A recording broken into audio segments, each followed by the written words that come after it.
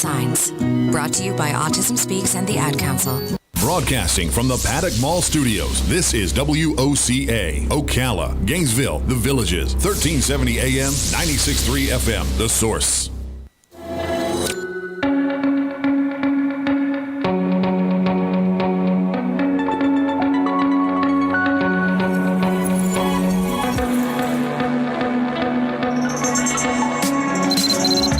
All right, 25 minutes before 10 o'clock, I was listening to a podcast, a Revolutionary War history podcast, and they were talking about how the founding fathers of this country had warned us, or at least given us some guidance, maybe is a better way to say that when warning us, regarding long-term relationships with distant countries. I don't think back in 1770s, I don't know that we really understood how easy it would be in the future to communicate with and to get to places as far away as China. It's just an amazing change of the world. And so as we've grown from then till now, I guess you could say we had some growing pains. I don't know if a war is qualified to say growing pains, but when you think about like what happened in World War II, right? The whole Pearl Harbor thing, like what preceded that? Was there something else? And I don't know that I'm on the right track even with what we're going to talk about, but the information I have regarding the Flying Tigers kind of makes me wonder if that wasn't what happened there. So I'm going to let our guest tell you who the Flying Tigers were. This is actually a true book. It's the untold story of the American pilots who waged a secret war against Japan, and it might help to understand our relationship with China. Samuel Kleiner is the author. He's an attorney and historian. He's a contributor to the Los Angeles Times, Foreign Policy, The Atlantic, and his grandfather was a navigator on a B-25 in the Pacific during World War II. Samuel Kleiner, good morning, sir. It's an honor. Good morning. Thank you so much for having me on. And where are you? I'm based in New York City, but originally grew up in Tucson, Arizona, and some of my earliest memories are talking to my grandfather about the war and getting to go out and see airplanes with him at the Pima Air and Space Museum. So I've just had this lifelong interest in World War II. I don't know if I was a bad history student or if history in public schools, anyway, where I went, I'm not cutting public schools, I'm probably the first choice. I was a bad student. But I often wonder if maybe they left some gaps. I don't know if it was for political purposes or if it was unintentional. But it seems like part of the World War II story didn't get told to us. I don't know if I'm right about that. Am I right?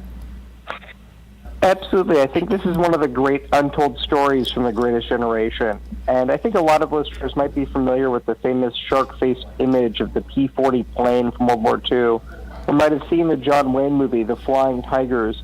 But the story of what the Flying Tigers actually did has never really been told before. So I've spent the past few years traveling across the country collecting the diaries, letters, combat reports of these men, and meeting with the family members to collect this story. And it's really an incredible story of how even before Pearl Harbor, the Roosevelt administration had secretly authorized this group of American pilots to go over with these American planes to fight against the Japanese in China, where the conflict had been going on since 1937. And it's been a remarkable story to tell. Now, in the following years, we have become more friendly with Japan, it seems, than we are with China, which I hope that is fixed, because it seems like we've got a good relationship as people. Just the government seems to be having an issue right now. But does our relationship with Japan, as good as it is, actually come from bad times? Did we, it's kind of like you have a fight with somebody, and next thing you know, you're good friends. Is that what happened?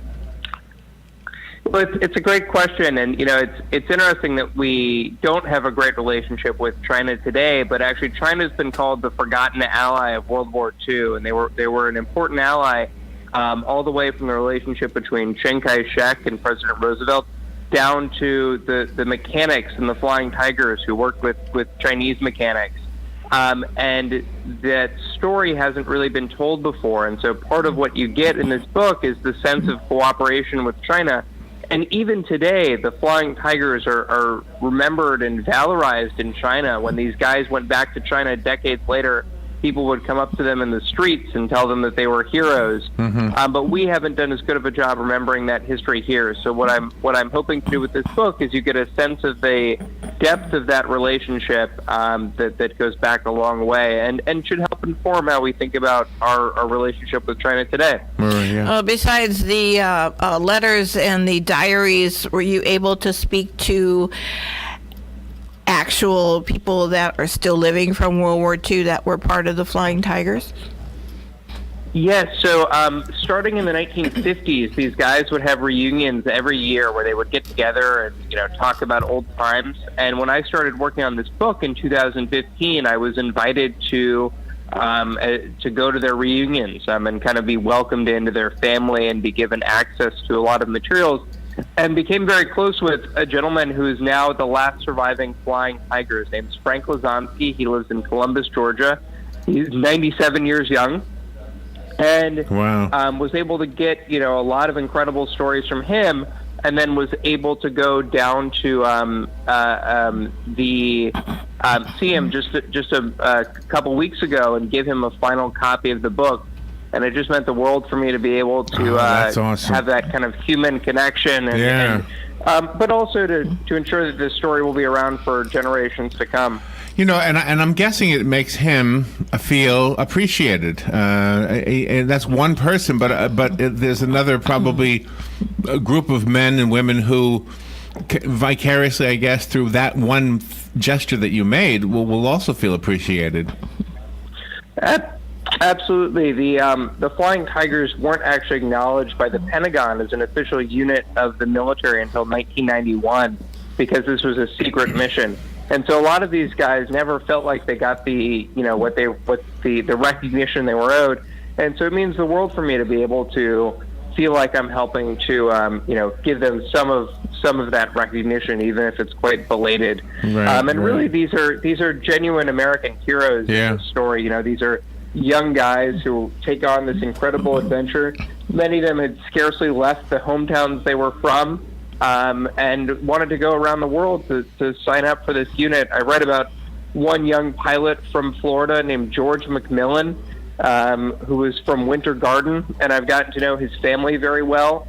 And I think the best comment I've gotten about the book so far, which is really meant to read like an adventure story, and I use McMillan's diary extensively to write about him, is that they finally felt like they were able to understand what he went through, and he was actually tragically killed during the war. But I've hopefully been able to keep his legacy alive through this writing. Right. And these pilots, people think of the military as very regimented and by the book and things, but these pilots sometimes had to do whatever it was that they felt in their hearts to complete a mission. So some were looked at as renegades, maybe even misfits.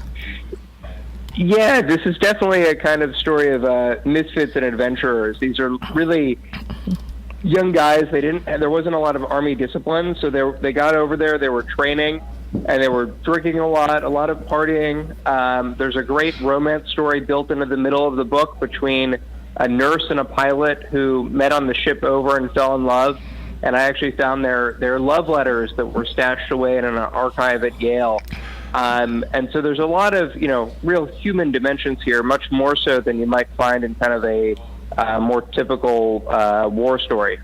If you could just take a moment, I would love to hear the story about those letters. I mean, you went to the basement in Yale, and where were they? Were they just in a box somewhere? I mean, or were they somehow cataloged? I mean, how did you find them, and where exactly? Try to help us visualize what you did.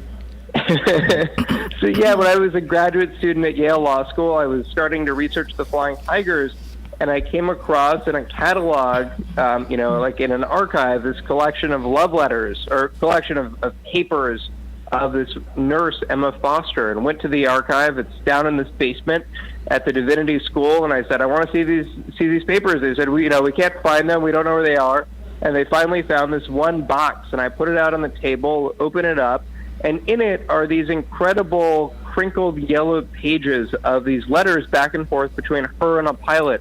And I pieced together the story from that she had gone over on this ship, Wow. She was a young nurse from Pennsylvania. She'd actually studied abroad in China in 1937, and then was recruited for this unit. And she was living with her boyfriend at the time. And she said to him, if you marry me, I won't go. And he said, I could never make you live with the regret of turning this down. So she signed up for the unit and went over to China. And on the way over, she met this young pilot from New Jersey. They fell in love and actually got married in Kunming, China. And they were separated for long periods in the war while he was off fighting and she was in Kunming. And they would write these letters back and forth to each other that would be transported by plane up and down the Burma Road. I won't give away the ending of what happens to them, but it's certainly one of the more moving parts of the book. I love that that's part of this.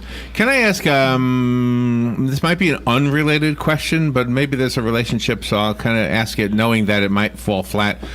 We had in the studio one of the gentlemen who had served as one of the Tuskegee Airmen. And he was telling us about the racial divide that was in the military back in those years. And the fact that those airmen were just as skillful as any other airmen. They were they were the same caliber, but nobody was putting them together for one reason or another. Since this wasn't an actual, the Flying Tigers wasn't actually recognized by the Pentagon, you said, did they have those same kind of unwritten rules? Did they keep blacks and whites separate back in that as well? Yeah, I mean, the various kinds of discrimination that were happening during the war are obviously a huge part of what had happened during that period. So you had no women that were allowed to fly in combat, and the African-American pilots were separated into segregated units. In the Flying Tigers, there weren't really any minority pilots nor women pilots, and that was just kind of across the board for most units during the war. It was very heartening to me that I found this incredible story of this young nurse who played a very active role in the unit's history. And in the tellings of the story of the Flying Tigers, she had never really been acknowledged. So it meant a lot to me to be able to acknowledge this woman who had done so much for the unit, and her story had been overlooked. And so I think it's really important that when we talk about World War II, we include the stories of people like the Tuskegee Airmen, people like this nurse, and those stories so often get overlooked. You were very lucky as a child that your grandfather was able to talk about his time during World War II and share some of his stories with you, because from my own personal family experience, when people were in the war, they didn't really talk about things. Yeah, absolutely. And I think, I think as a lot of these guys got older, they were more willing to talk about it. So, I was very lucky to, with my grandfather, to have someone who took an active interest in talking about his experiences. And, with so many of these guys, to find that they had, in various ways, attempted to tell that story. And it means so much to me for me to be able to ensure that this story is recorded for future history, and to ensure that it reaches a wider audience than just kind of, World War II buffs. This is a great human story. It's a great adventure story, and I think it resonates for a wide array of readers. Has writing this book changed the course of your career? I think it's certainly changed. It's brought me to a lot of very interesting places that I wouldn't have gotten to see otherwise. So in a couple weeks, I'm going up to a museum at the factory where they made these planes up in Buffalo, New York, and going to do a talk there. So there's all different kinds of things, and it's opened me up to a world of meeting interesting new people. Going back to the letters that were in the basement of Yale, why were they there? Was the woman who kept those letters, was she a student there, a teacher? What was the story there? Yes, she had done her nursing degree there before the war, and so she donated them there much later on. It's actually a very sad ending what happens to her and her husband in the course of the war, but I'll I won't give it away. And I'll let you absorb it in the book itself. One of the common themes in the reviews that I read on Amazon for the book is that love story. A lot of people love the fact that you've humanized something that could have been, you could have approached this whole chapter in World War II strictly from a strategical point of view, I guess, and not left out those parts of the story that make it human. And I guess that's one of the reasons you're getting 5 stars almost across the board. Well, it's been such an honor that this has resonated with people, and I think that, my goal as a historian is to humanize these hidden histories. Mm-hmm. And, there was a real story here that no one had captured before, and I think it's important that we kind of remember that, John Wayne made these guys into heroes when he came out with The Flying Tigers, the movie, in 1942. But they were really ordinary human beings. And, like this pilot from Florida, George McMillan, in his diary is writing about how much he misses home and how much he wants to be able to see his mother again. And so getting those kind of sentiments captured is an important part of getting the true story of what it was like to be in these battles. And these guys were really incredible because, at a time when America was really desperate for any victory we could get, they were the ones who scored the first victories against the Japanese. When your grandfather came home after the war, did he tell you any stories as to how he could assimilate back into non-military life? My grandfather has had a wonderful life. He's still with us. He went and took over a hardware store in Tacoma, Washington. Oh, wow. It was our family business, and ran that for about 50 years. And well into his 80s, he was doing things like going water skiing and so on. So he I don't think had any problems readjusting into civilian life. But he's just such a blessing to be able to hear his wonderful stories over the course of his life, and that he's still with us to be here to see this book come out. Absolutely. My goodness. I don't know if this is taking a toll on you going through one radio host after another, but I appreciate the fact that you're doing this. We have a big listenership here that probably is loving this conversation. I think if you're listening right now, you will love this book. It's not here yet, but when it gets here, we'll let you know, and then we'll give it away. But you don't have to wait for that. I found it on Amazon. It's really affordable. It even is available as an audiobook for those of you who prefer that. And it's doing super well. Do you have a website besides the Amazon advice? Is there a website for you? Yeah, and again, the name of the book is The Flying Tigers, The Untold Story by Sam Kleiner, and it's available wherever books are sold. And you can go to theflyingtigersbook.com to see some more unpublished pictures. Okay. And if you're on Facebook, you can like us at Flying Tigers Book, The Untold Story. And if readers have questions that they post there, I'm always happy to answer them. What do you think personally about the United States relationship with China right now, with all of this political stuff happening? Do you think it's just within the small nucleus of government, or do you think the regular people, citizens of China, are being affected by this?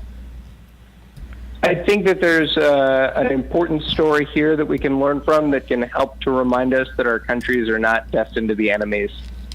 I don't know if this is on the superficial line, but what's the story behind the paint job on the plane? The shark look on the face. No, it's a great. Oh yeah, it's a great question. It's one of the famous images from the unit. They saw it in a magazine. Actually, it had been on an Australian plane. They thought it looked cool, and they decided to paint it on one of the planes. And the commander of the unit, Claire Chenault, thought it looks great. And but no one at the time would have realized that it would become the kind of historically significant design that it did become. And is a lot of memorabilia from World War II, including the one of the original planes, is that in the Smithsonian in Washington, D.C.?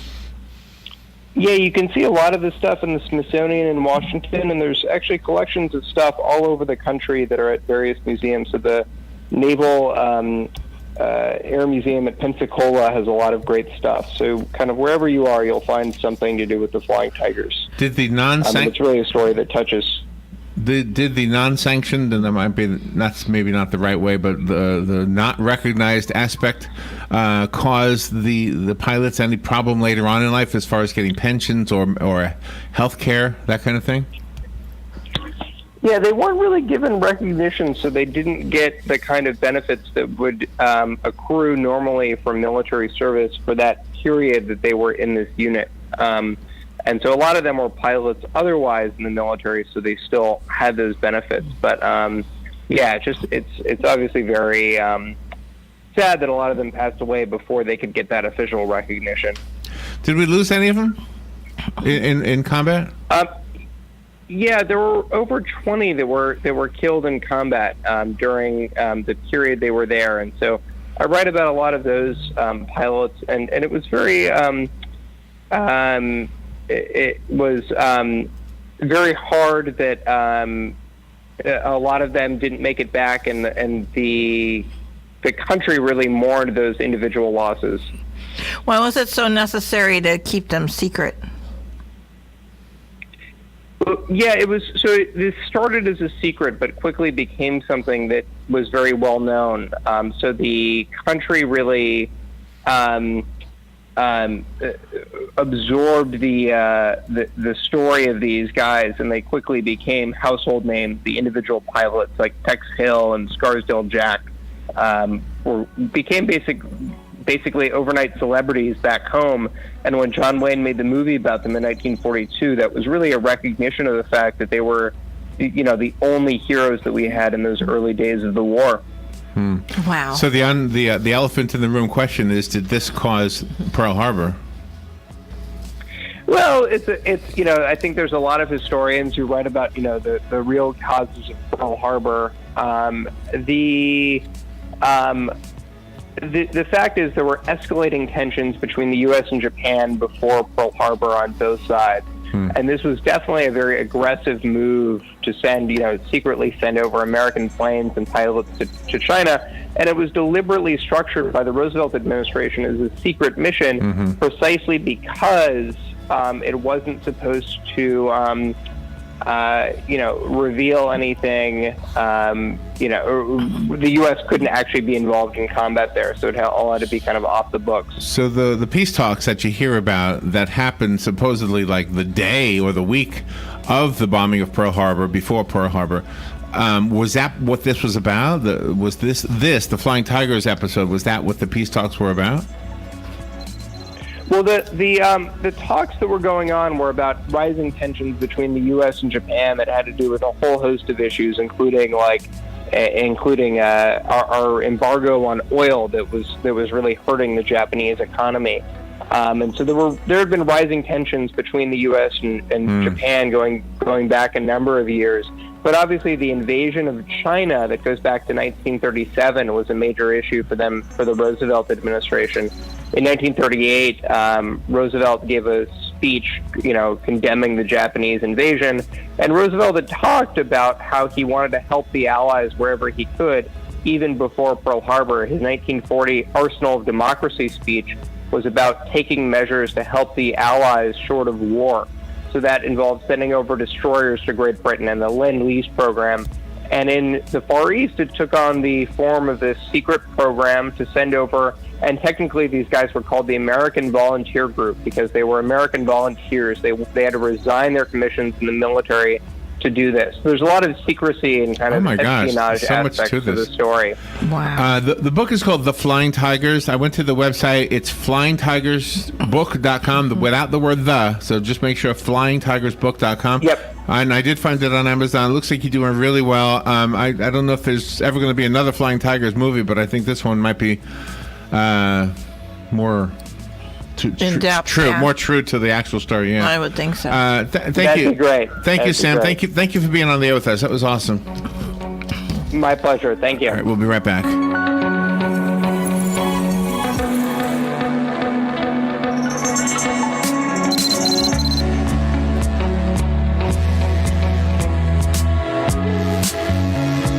Broadcasting from the Paddock Mall Studios, this is WOCA, Ocala, Gainesville, The Villages, 1370 AM, 96.3 FM, The Source. Fox News Radio, I'm Lillian Wu. I didn't criticize the Prime Minister. I have a lot of respect for the Prime Minister. The president standing with the British Prime Minister after meetings outside London, pushing back after he gave an interview with the Sun newspaper in which he said Theresa May's Brexit plan kills hope of a U.S. trade deal. At the